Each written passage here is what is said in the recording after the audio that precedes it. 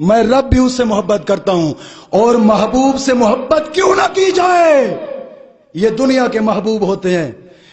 یہ دنیا کے محبوب ہوتے ہیں جو ایک آدمی اس سے دیکھتا ہے تو اس کا دل لگ جاتا ہے، دوسرا آدمی اس سے دیکھے تو نفرت کھاتا ہے۔ یہ دنیا کے محبوب ہیں جو گندگی کے ڈھیر ہیں،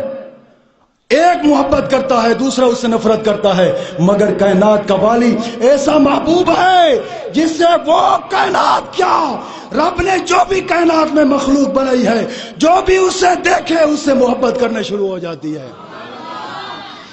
دنیا کائنات کی ہر چیز، میں ہر چیز کی مثال دیتا ہوں، توجہ سے بیٹھنا۔ نبی اکرم صلی اللہ علیہ وسلم کا بچپن کا زمانہ ہے، ابھی 2 سال ہی عمر نہ ہوئی ہوگی جب حضرت حلیمہ رضی اللہ تعالی عنہ حضور کی پرورش کے لیے اپنے گھر لے کر گئی۔ ایک وقت آتا گیا، حضرت حلیمہ کہتی ہیں میرے دل میں خیال آیا کیوں نہ ہو میں بھی حج کر لوں، کیوں نہ ہو میں بھی کعبہ کا طواف کر لوں۔ کہتی ہے میں کعبہ کے قریب پہنچتی ہوں، میں کعبہ کے قریب پہنچتی ہوں، میں نے مدینے کے تاجدار کو اٹھایا ہوا تھا دونوں ہاتھوں پہ اور سینے کے ساتھ ایسے لگایا ہوا تھا جیسے ایک عورت اٹھا کر بچے کو سینے سے لگا کر چلتی ہے۔ کہتی ہے میں نے مدینے کے تاجدار کو ایسے ہی اٹھا کر اپنے سینے سے لگایا ہوا تھا، اور جب کعبہ کے قریب پہنچتی ہوں دیکھتی ہوں کعبہ کے ارد گرد جھرمٹ ہے اور لوگ حجر اسود کو چوم رہے ہیں، حجر اسود کو چوم رہے ہیں، لوگوں کا جھرمٹ تھا۔ دل میں خیال کیا کہ اگر جھرمٹ کے اندر سے جاتی ہوں میرے لال کو کوئی تکلیف نہ پہنچ جائے، جھرمٹ کے اندر سے جاتی ہوں ہو سکتا ہے جھرمٹ میں جب لوگ دھکے دیتے ہیں کہیں گر جاؤں، میرے لال کو تکلیف پہنچے گی۔ کہتی ہیں بس یہ سوچ رہی تھی، میں دور ہی کھڑی تھی یہ سوچ رہی تھی، اس وقت کیا دیکھتی ہوں کہ حجر اسود اپنی جگہ سے اٹھ کر لوگوں سے سروں کے اوپر سے گزرتا ہوا آ کر میرے لال کے ہونٹوں کے ساتھ چمٹ گیا ہے۔ کہتی ہے میں دیکھ رہی تھی حجر اسود کا پتھر میرے لال کے ہونٹوں کو چوم رہا تھا اور میں حجر اسود کو بھی چوم رہی تھی، اپنے لال کو بھی چوم رہی تھی۔ یہ وہ کائنات کے والی ہے جس سے رب کی بنائی ہوئی ہر مخلوق اس سے پیار کرتی ہے۔ حضرت میمونہ رضی اللہ تعالی عنہا آپ ایک روایت نقل کرتی ہیں، کہتی ہے ان بعض الصحابہ احب ان یرا رسول اللہ صلی اللہ علیہ وسلم فجاء الى میمونہ رضی اللہ تعالی عنہا فاخرجت له امراته فنظر فيها رسول اللہ صلی اللہ علیہ وسلم ولم يرى صورة نفسه۔ حضرت میمونہ کہتی ہیں نبی اکرم صلی اللہ تعالی وسلم کے اس دنیا سے ظاہری وصال فرمانے کے بعد جب وقت آیا جو صحابہ کے دل میں جب بے قراری بیٹھتی مصلی رسول کو دیکھ لیتے تھے، جب بے قراری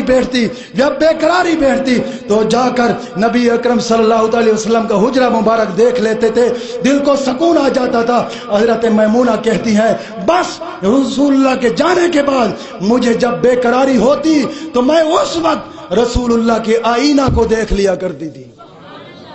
میں رسول اللہ کے آئینہ کو دیکھ لیا کرتی تھی۔ کیا اس آئینہ میں کیا خصلیت تھی؟ وہ آئینہ ایسا تھا جس کو نبی اکرم صلی اللہ علیہ وسلم نے اپنی زندگی مبارک میں وہ آئینہ سامنے رکھ کر آپ نے امامہ باندھا تھا، وہ آئینہ سامنے رکھ کر اپنی زلفوں پہ کنگھی دی تھی، وہ آئینہ سامنے رکھ کر آپ نے سرما پہنا تھا، وہ آئینہ سامنے رکھ کر آپ نے داڑھی مبارک کے اوپر کنگھی دے دی تھی۔ وہ آئینہ ایسا تھا، اس آئینہ کو رسول اللہ کے ساتھ ایسی محبت ہوئی